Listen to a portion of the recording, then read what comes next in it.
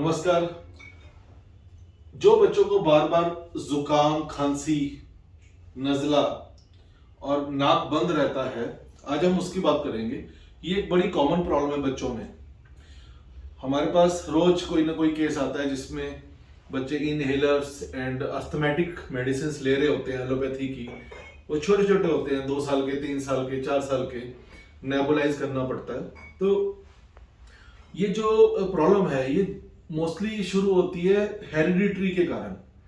मतलब हेरिडिटरी में अगर किसी को जेनेटिकली अस्थमा है या कोई एलर्जिक रेनाइटिस, छींके जुकाम रहती है फैमिली में, पेरेंट्स को, ग्रैंड पेरेंट्स को, तो उन केसेस में ये आगे ट्रांसफर होता है, जिसमें बच्चों का IgE लेवल जो होता है ब्लड में वो हाई होता है। और दूसरा ये आता है, ये बीमारी आती है जब ड्यूरिंग प्रेगनेंसी में प्रॉपर केयर ना मिले मदर को, तब ऑटोइम्यून डिसऑर्डर शुरू होते हैं बच्चे में। ऑटोइम्यून डिसऑर्डर मतलब कि बच्चे की इम्यूनिटी जो है डिस्टर्ब हो जाती है। तो और थर्ड जो इसका रीजन है कि बचपन से ही, छोटे होते से ही अगर किसी को स्किन डिजीज है बच्चे में, डर्मेटाइटिस है जिसको चाइल्डहुड एक्जिमा भी कहते हैं, तो जब उसकी कुछ एक्सटर्नल एप्लीकेशन लाइक स्टीरॉइड्स वगैरह लगाते हैं, जो डिजीज है वो एक्टोडर्म मतलब स्किन से ट्रांसफर होकर एंडोडर्म में चली जाती है।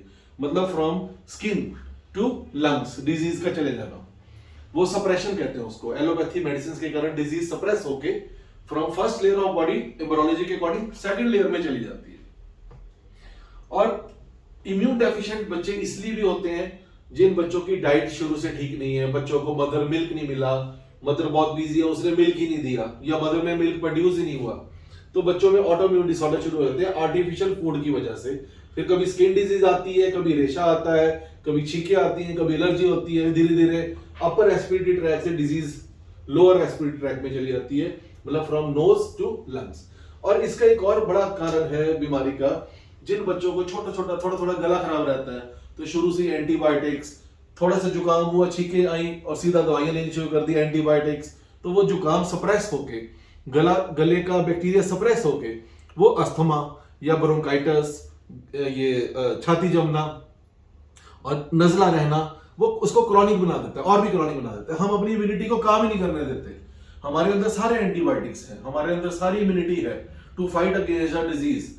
तो जब वेदर चेंज होता है तो जुकाम होना इज ए कॉमन प्रोसेस। वो एक बॉडी स्टेबलाइज करती है अपने आप को। जैसे फ्रिज में अगर हम फ्रिज बंद कर देते हैं तो सारा पानी बाहर आता है, उसका वेदर चेंज हो जाता है। वैसे ही हमारी बॉडी का स्टेबलाइजर हमारे अंदर है, हम उसको कभी काम नहीं करने देते, हम एंटीबायोटिक्स लेना शुरू कर देते हैं। बट हमने होम्योपैथी से सारे इनहेलर्स, एंटीबायोटिक्स, बच्चों की उनके पफ सब बंद करवाए हैं, क्योंकि होम्योपैथी में इम्यून थेरेपी है। हम इम्यूनिटी स्ट्रॉन्ग करते हैं बच्चे की दवाई से। हम बच्चे की सारी हिस्ट्री कवर करते हैं, उसकी फैमिली हिस्ट्री लेते हैं, पेरेंट्स की प्रेगनेंसी की हिस्ट्री लेते हैं, डिलीवरी के बाद बच्चे को मिल्क मिला है, आर्टिफिशियल मिल्क मिला है, क्या मिला है, वो सारी हिस्ट्री लेके हम कंबाइन करा के दवाई निकालते हैं। वो मेडिसिन बच्चे की इम्यून सिस्टम इंक्रीज करती है और बच्चा ठीक हो जाता है। रही बात टेस्ट की, तो टेस्ट में क्या है कि अगर हमने कुछ ब्लड टेस्ट कराना है तो IG लेवल, जैसे मैंने आपको बताया, और एक कंप्लीट ब्लड काउंट में CBC में एब्सोल्यूट ईसिनोफिल काउंट चेक करवाना होता है हमें। Third is chest x ray, PAN lateral view.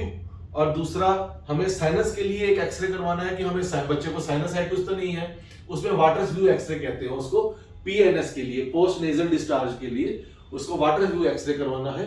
और एक और टेस्ट कई बार हमें जरूरत पड़ती है कि बच्चे को एडिनोइड्स तो नहीं है, क्योंकि एडिनोइड्स की वजह से भी नोज ब्लॉकेज रहती है और नोज ब्लॉकेज की वजह से ब्रीदिंग डिफिकल्टी होती है, उसके लिए एडिनोइड्स का एक्सरे होता है। तो डिफरेंशिएट करके, डायग्नोज करके हम दवाई शुरू करते हैं पेशेंट की। कंडीशन कोई भी हो, होम्योपैथी में इम्यून थेरेपी है, हर बीमारी का हर उसका इलाज है। अब होम्योपैथी कॉन्स्टिट्यूशनली इम्यून सिस्टम को इंक्रीज करती है। अब कॉमनली प्रिस्क्राइब जो मेडिसिन है वो है जैसे ब्रोमियम, पोथोस, ये होती है कि dust allergy, cockroach allergy, environmental pollen allergy, उसमें ये मेडिसिन काम करती है।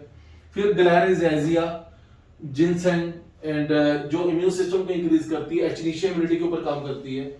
अगर किसी को बहुत ज्यादा कफ रहती है, ब्रोंकाइटिस रहती है, तो उसमें र्यूमक्स मेडिसिन है, ग्रैंडेलिया मेडिसिन है, इपीकॉक, एंटीमम टार्ट, र्यूमैक्स एंड ब्रायोनिया, बेलाडोना। तो देयर आर मल्टीपल मेडिसिन जो कि कॉज के ऊपर काम करती हैं। अगर उसी बच्चे को टॉन्सिल्स भी रहते हैं और एडिनोइड्स रहते हैं, तो एग्राफिव मेडिसिन है, किलकेरिया आयोड मेडिसिन है। अगेन जो उसके गले को और आईज की इरिटेशन को ठीक करती है वो मेडिसिन है, लाइक वाइकिया मेडिसिन है जो एलर्जिक रेनाइटिस में काम आती है। एलियम सीपा मेडिसिन है। सिनेपिस इन होम्योपैथी जो हम according to sign and symptoms उसकी प्रिस्क्राइब करते हैं और डिजीज परमानेंटली ठीक होती है। इस वीडियो को जो बच्चों को हम चाहते हैं कि वो ठीक हो होम्योपैथी से, तो काइंडली आप शेयर कीजिए, इसको लाइक कीजिए और अपने फ्रेंड्स में इसको भेजिए ताकि वो होम्योपैथी से परमानेंटली वो बच्चे जो हैं ठीक हो, उनको अस्थमा ना बने। Thank you very much.